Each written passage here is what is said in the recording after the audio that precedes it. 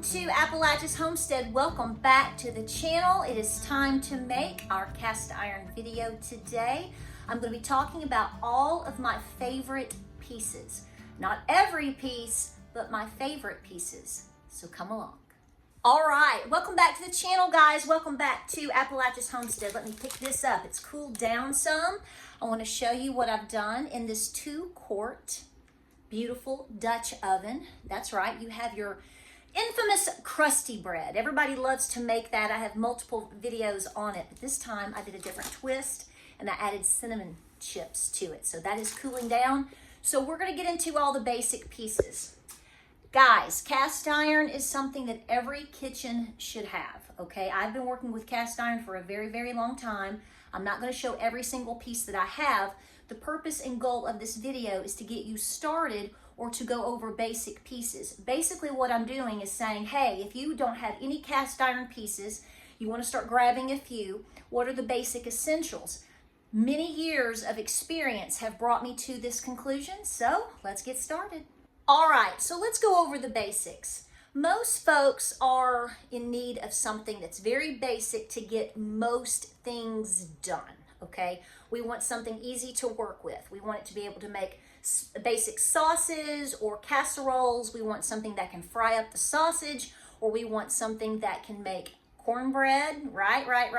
Cover all of the bases. Now, what you're gonna find is that a lot of these pieces that I'm going to be covering can do that, okay? So I wanna get you started with the basic ones, but what you're gonna find is that over time, different sizes or different styles are a little bit easier in terms of certain dishes. Whether you are going to be working with your basic stove, whether you're going to be working with your wood cook stove right over here, or perhaps camping or outside on a cowboy grill. So basically what I'm saying is the pieces that I'm showing you have been very easy for me to use in all different styles, okay? So first things first, let's get to it. Let's not talk too much today.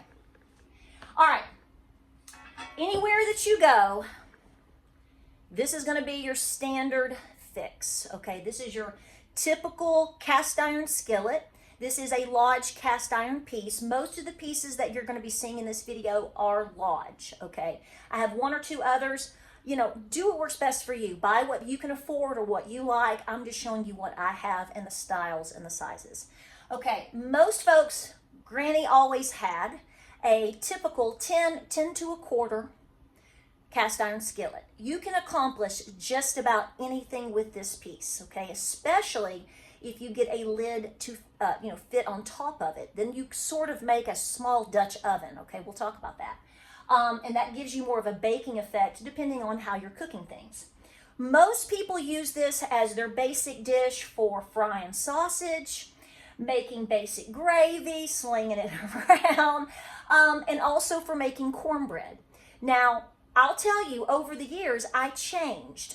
So here's what I'm telling you. If you can only get one piece to start with, this is where you need to start, okay? The 10-inch, what I will do is I will put links down below in the description. You do not have to buy those pieces through my Amazon link if you don't want to, that's fine, but it'll give you more information to check them out. If you would prefer to go to an outlet or whatnot, or get a different piece from a different company, that's up to you too, okay? That's totally cool.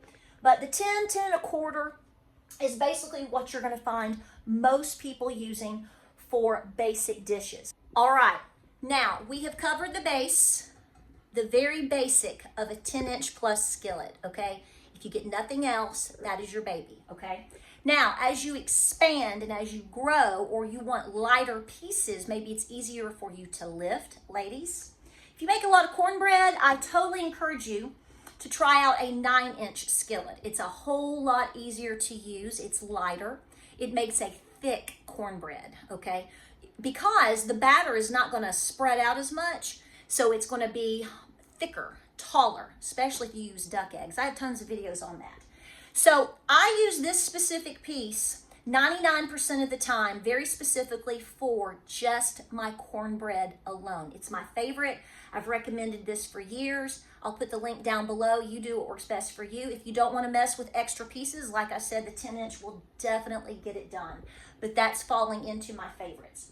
Now, if you want to get into easy pieces like making eggs, single eggs, whatnot, Clearly you can do different sizes, like your cute little 6 to 8 inch skillets. It's nice to have those on hand. You can melt butter in it if you want to. They've got all kinds of really pretty and cool designs on the back. This is from the Wilderness collection.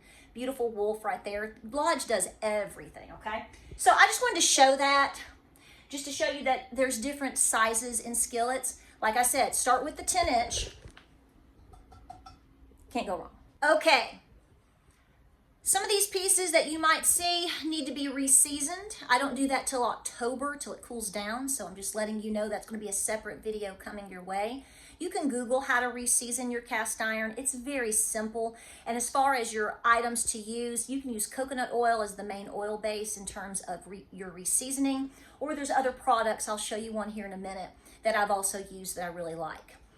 For years and years on this channel, I have been showing you bread, and this is the actual physical skillet, bread pan that I use. Well, you can use it as a skillet and a pinch, whatever you want to do. See, that's what's so great about cast iron, is if you want to fry up an egg, you can do it in here. It is that simple. But bottom line, this is obviously for things such as your breads and your meatloaves. That's typically what I use it for. Banana bread, your basic breads. And like I said, I love to make different types of meatloaves. And this is exactly what I use for those. Now, there is also a bundt pan out there. I don't have the bundt pan, but folks that I know that have used it really, really like it. So again, that would be great for cakes. You can check that out as well. So I always recommend this. This is not a super expensive piece, and it works well with all the things that you're going to want to be doing. Now, Dutch oven. Let's talk about it. This is my favorite Dutch oven, and it's one of the babies, okay? This today, I made my standard crusty bread, okay? And like I said, I've made it with some cinnamon pieces today. So that's what that is. So I haven't even taken it out. You're going to see that I use parchment paper. I want you to know that right now with all of your cast iron, you can absolutely use parchment paper. It does help things not stick, and it makes things easy. You can just lift it up. See how it's just going to lift up and come right out. This is your 2 quart, okay? And I've used it for many different pieces in terms of food. You know, you can make a soup in this. You can make a casserole in this. It's a nice side dish piece. But the main thing that I use this for is bread, okay, my crusty breads. You don't have to use this small oven, actual Dutch oven for your breads. You can use a bigger one. You can actually get it to where you use like a 5 quart or a 7 quart. You could do 2 loaves at a time. I've done all of that before. But for a standard crusty bread loaf, such as this, quick and easy, it just absolutely fits perfectly in this little 2 quart. It is precious. And you're going to just adore it because it just builds it up, fluffs it up, helps it shape just right. It doesn't spread out too thin, and you get perfect bread every time.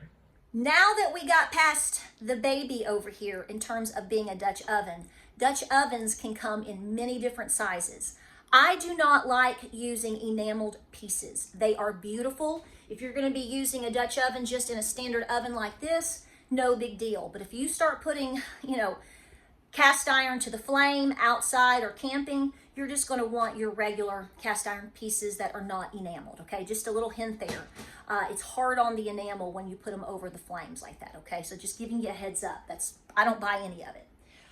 You can have different sizes here, as you can see right here. So this is a 5 quart, I do believe, and I love it. It does not have the legs. Sometimes you will see legs on the actual Dutch ovens. That's more for camp style. You don't have to do that. You can put them on the rocks. You can put them on grates. You will learn to manipulate that with time and experience. But I think it's good to have a good 5 to 7 quart for you. If you're going to be working outside and you're going to be making, say, chili, a big soup, maybe stone soup, something of that order, then you're going to want a larger actual Dutch oven. So you can see right here, they are heavier. A lot more to work with, especially when you put liquid in it. This one needs to be re-seasoned very soon, but this is one of my favorite pieces, and no, it doesn't have the legs, as you can see right here. You can actually bake bread in it. You can make meatloaf in it. I've made cakes in it. I've done all sorts of things. Lodge in itself has some wonderful books to teach you how to use cast iron and to how to manipulate recipes with time and rotation and different things like that. So definitely check that out as well. Now, let's move on and let's talk about griddles. Okay, now, this is what I prefer to use for biscuits. You don't have to. I just grab whatever is on hand. Like I said, if you're starting out with one particular piece and you can put your biscuits in it too, the 10-inch skillet is the way to start. So I just want to always remind you that regardless of what you're doing, the 10-inch skillet is probably going to pull it off best as far as versatility. Okay, that's why everybody likes it. That's why Mama liked it. But I have tons of videos with this. These are not super expensive. They're very simple to use. You can put biscuits on it. You can actually grill on them. I mean, you can fry up a steak. You can crack an egg. You can make pancakes. This is so versatile. It's not even funny. And it's nice because it's lighter. Believe it or not, it's a whole lot lighter than the actual skillet itself because it doesn't have those high lips on the side, right? So it is easier for the ladies to use. So I've got 2 of these and I have used them over and over and over. I'm just gonna set this right here. Now this is when we start getting big time. This is I believe this is the 14-inch, and you can see it right here. It's heavy, okay? So if you're gonna be making a double batch of biscuits, okay, you can see it right here, very heavy. If you wanna make a double batch of biscuits or a large pizza, that's really what this is good for, things like that. Or if you want to have a larger cooking surface, see what I like to do is I like to take this big piece right here, put it on top of my wood stove, my wood cook stove, and see then I can do everything in one spot without having multiple pieces. So see, you can fry an egg over here, you can cook a steak over here, you can put a piece of bread right here, and it gets the job done on one piece, one simple cleanup, smooth like butter, baby. Now, there's also this one down here. And it is 12-inch. I'm pretty sure it's the 12-inch, and it is square. Same thing. It's got a little bit of a side lip on it. It's not quite as flat. Again, this works great on an outdoor grill. Even if you're just cooking hot dogs, maybe. You can put potatoes on it. You can do all sorts of things. So it depends upon what you like to do and your style, okay? But if you're like, well, I don't want all 3 pieces, I'm not sure, I'll tell you what. Get the basic round. You're going to be impressed and you're going to love it. This is what's so good about it. If you have one of these, you can put your biscuits on it and you can cook your biscuits. While that's cooking on that griddle, which is versatile, over here you can fry up your sausage and make your gravy. So this is what I'm saying. It's nice to have a couple of different pieces to accomplish what you want with one meal. Now, I have to say, over the years, using one of the pie plates, this is actually Camp Chef. It's not a Lodge piece. This is one of my favorite pieces. I love to make simple pies. I love to make simple cobblers. I love to make different things with like cinnamon rolls, breakfast goodies, different things like that. You can even put biscuits in it, whatever you want to do. Again, you can make whatever you want in the cast iron pieces as long as you know how to manipulate them in terms of how they're baked or how you're cooking them or whatnot, grilling them, but it's going to get the job done, okay? So I really think that you should consider, if you make a lot of pies and cobblers and really nice breakfast dishes, you're going to love this, okay? So you can see how it's sort of fluted all the way around. Really nice. These are not super expensive and they're very versatile. They fit inside of my wood cook stove as well as my basic oven. I've never had any trouble with this piece. So like I said, while most of my pieces are Lodge, you don't have to just stick to that. There are other different styles and different pieces from other companies that are really, really nice. And this one is definitely one of them. I'll link that one below for you too. I love this little Deli right here, okay? Basically, it's for gravies and melting butter. And I'm telling you right now, it is awesome because you can just take it out, put your stick of butter in it that you need to melt for your recipe, just put it in the oven or put it on the stovetop and it starts to melt that butter or brown that butter, whatever you want to do. And it is wonderful. It's just a nice little side addition. Like I said, when you start cooking with all of these pieces and you start enjoying it, you're going to want to add other styles and sizes because you're going to love it so much. So is it a must-have item? Probably not, But will you love it? Most definitely. Now, always remember when you're working with cast iron, it's going to be really, really hot, okay? So start off basic with lighter basic pieces, if nothing else, so that you can get used to exactly what it will do. In terms of cleaning it, let me tell you what I do. I've been showing you these things for the last 10 years. I have an entire video on these little scrubbers and I've had links to them. I'll put one down below. You can get them many different places. I don't like the sponges and sponge type pieces or brush type pieces. They get funky. This is all I need, all I use. Once I cook something in my cast iron, we eat and the dish has started to cool down quite a bit. Like it's not completely ice cold, but it's cooled down a lot and the food is off of the actual skillet itself. Say this, for example. That's when I take it to the sink. That's when I put the water in it. And that's when I use my scrubby, my little scrubber, okay? It's almost like you're a knight in shining armor, all right? Right there, see that? And then I just scrub over it. I don't go crazy with it. You're not gonna have to do it that way.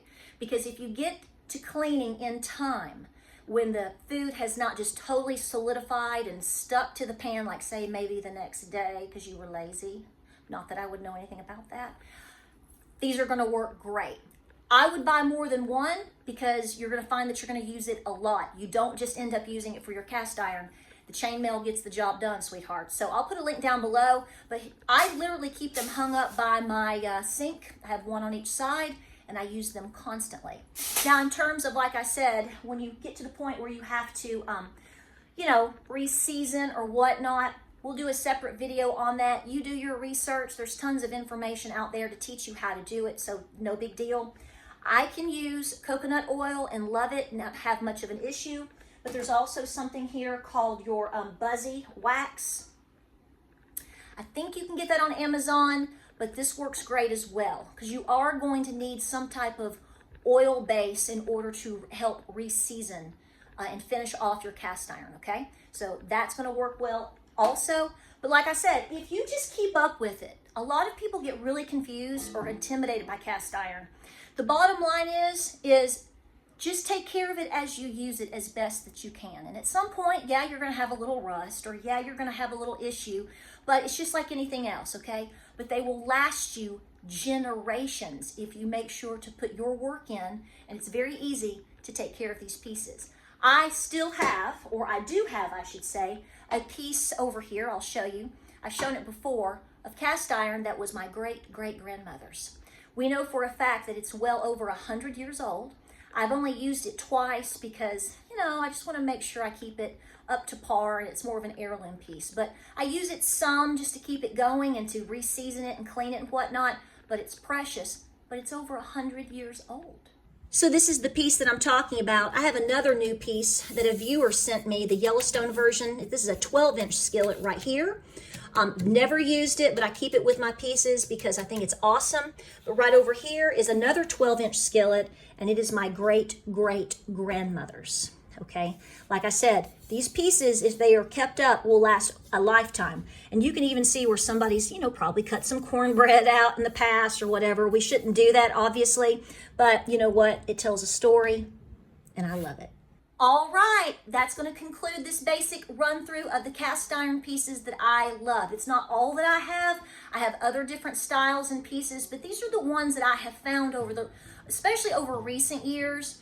I just try to keep it more simple, stupid, right? Ladies in the kitchen, we have our certain pieces that we always gravitate to, and we want to make it easy peasy lemon squeezy, whether it's on the wood cook stove, camping, or just right here on the stovetop, no problem with that, or inside the oven itself, and they're wonderful. So these are the pieces that I have found over time that I am, constantly gravitating to cook or bake or whatever.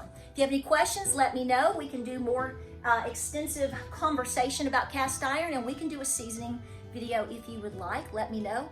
I'll tell you what I'm gonna do.